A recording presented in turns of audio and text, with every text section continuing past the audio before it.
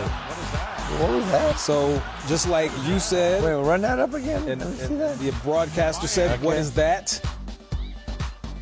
Gets tangled up for a second and comes back down with the ball, and next thing you know, he gets a shot up, and that's traveling. And at minimum, it's a jump double ball. dribble. Yeah, I mean, exactly. If somebody else got their hand on the ball. That's one of multiple violations, but making a basket is not one of them. Oh, my goodness. Yeah, Kyle's like, what's going on? Oh, wow. Boy, you hate to lose on that one. Yeah, exactly. We'll hear the L2 report. Yeah. L2 report tomorrow saying you know what they'll say? Messed up. Right. But here's the deal. I'll tell you, that L2 report, and I like Adam Silver's, don't get me wrong. Players make mistakes, coaches make mistakes, referees make mistakes. Why are you? I don't think that you need to put that stuff out there. Mm-hmm. I just say, you know what, just move on. Because you're not going to come back and change the outcome of the game. Exactly. Nothing's going to change. And then, so, I don't know, that drives me crazy. But yeah, they'll go through the motions. They'll protest the game. Yeah. And, they'll do all of that, but nothing is going to change. Well, yeah, we've seen how those protests have worked so far this season. Houston Rockets, I'm talking to you. Yeah, exactly. Yeah. You had plenty of time to overcome our bad call is basically what the report said. That's right. Yeah, from the league. OKC has won 6 of their last 7 right now. Kane, what'd you say? We're on live television. Tell me that one more time. I missed it.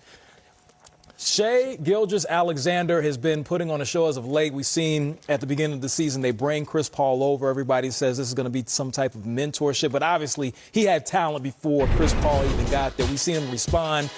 The Oklahoma City Thunder in the thick of the playoff hunt in the Western Conference. B. Shaw, you played the position. How impressed have you been watching this young player ball? I'm very impressed because I've actually followed him, in his journey when he was at University of Kentucky, and a guy that wasn't on anybody's radar. And in that last season there at Kentucky, he got better and better.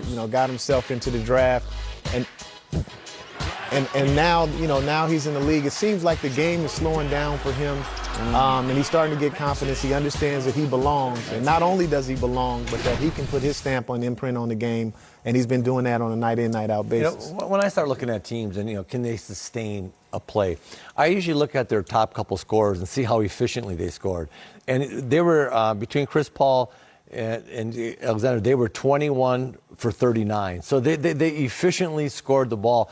And if your top guys are efficient, everything kind of flows out of that. If your top guys are outrageously inefficient, you win a game, but they're 21 for 73. You're like, that ain't working.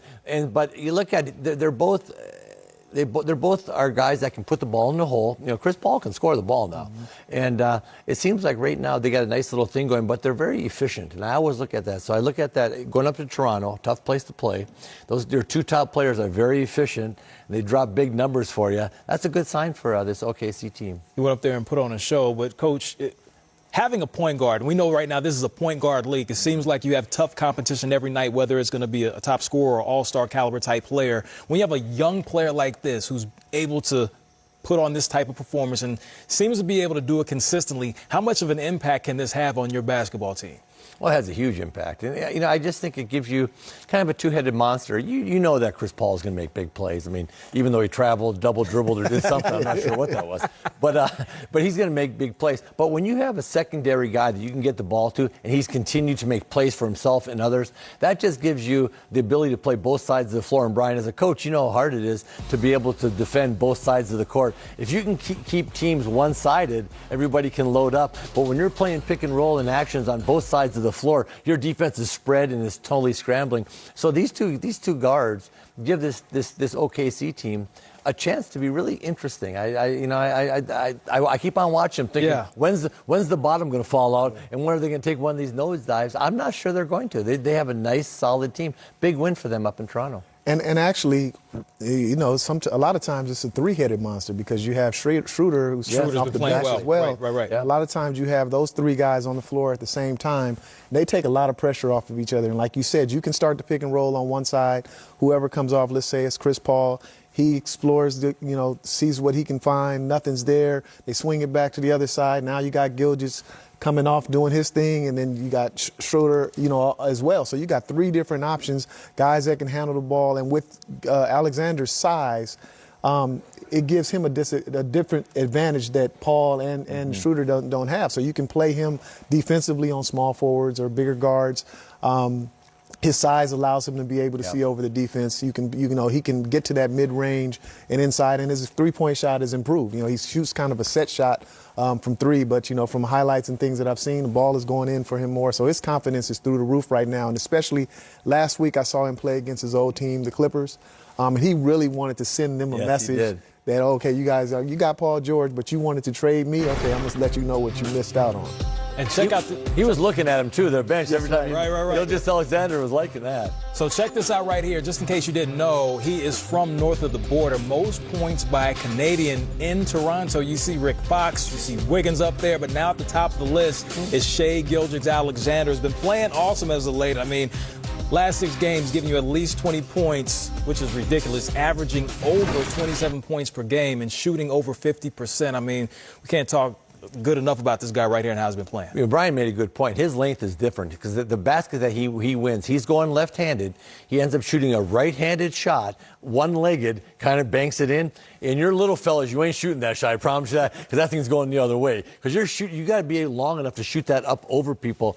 Alex English was the king of the one-legged, wrong-legged, jumping hard to guard. I never figured that guy out. But when you got length like that, you can do that, and that's a big difference. So he can get in the paint. And when you got length, you get in the paint, and then you can make your shot. When you're a little fella, you're looking in there thinking, okay, before I get in there, what shot am I going to have to take? But I like his length. I like his size. So again, good things happening in OKC. And for all you young millennial viewers, Google Alex English. Oh yeah, yes, elite scorer, Denver Nuggets. Yes, for years and years, one of the top scorers in the league. And so I know he's probably a name that when you said that, I know. It probably went right over the head. Dribbling left, lifting up his right knee, shooting backwards over his shoulder at the basket. I'd be like, I can't time this guy's shot at all. He was hard to guard. Right. A first ballot Hall of Famer in Alex English. So right now, for your viewing pleasure, we bring to you the man of the hour. You seem to like the number 32. Number one, congratulations on the victory tonight against Toronto. You're very familiar with playing Canada, but right now you're at the top of the list. Most points ever scored by a Canadian in Toronto. You get the victory. How does that make you feel? Yeah, it felt great. Not only to get the victory, but just to do it the way we did in a hard-fought game. And our team's character, we love games like that. They go down to the wire, and there are a lot of defense, and we pulled it out tonight. Shai, Brian Shaw here. Seems like your confidence is through the roof right now.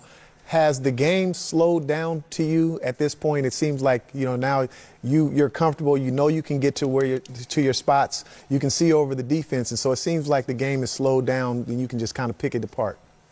Absolutely, and I've done a lot of watching of film this summer and throughout the first little bit of the season, just trying to get better. And like you said, know how to pick my spots, know when to pass, know when to shoot. And I feel like I've gotten a little bit better at that. Hey, Shai, Kevin McHale here. First of all, what part of Canada are you from? I was raised in Toronto and then lived in Hamilton for a little bit before I went to high school. Okay, so this is kind of a homecoming for you. Right, absolutely. Yeah, great. Hey, we were just talking about, you, Chris Paul, and Schroeder. How comfortable are you three, all playmakers, all perimeter guys, playing together? Because it gives you a unique look with three guys that can all make plays out there. How comfortable are you guys getting together? Very comfortable, and I think we're getting better every game. And our mindset, all three of us, is just to attack and put pressure on the defense, and then from there make the right basketball play. And it looks like it's working for us so far. But we know all three of us can play 1-2. It doesn't matter. As long as we're winning, we're good. I got to ask you, of course, you have a change of scenery in the offseason. You come from Los Angeles now to Oklahoma City. Number one, what's the biggest difference going from last season to this one? And how much of that has an impact as Chris Paul had on and off the floor? Yeah, Clipper organization did a great job teaching me the game and setting a good foundation for me. I couldn't ask for anything more. And then continuing with this organization. But yeah, with Chris, he's been great on and off the floor. He's taught me so much. And like I said, not only on the floor, he's taught me how to take care of my body better, just little things like that. And I'm just blessed for the opportunity, really. Shai, we saw you play last week. You played against your old team. You made a couple hoops and might have looked over at that bench a little bit and given him a little snake eye. What were you thinking at that time? It just felt good. We were up down the stretch. I felt good as hell. Yeah, but like this one, we won the game, and that's all that matters. I liked it, by the way. I like when you made a couple of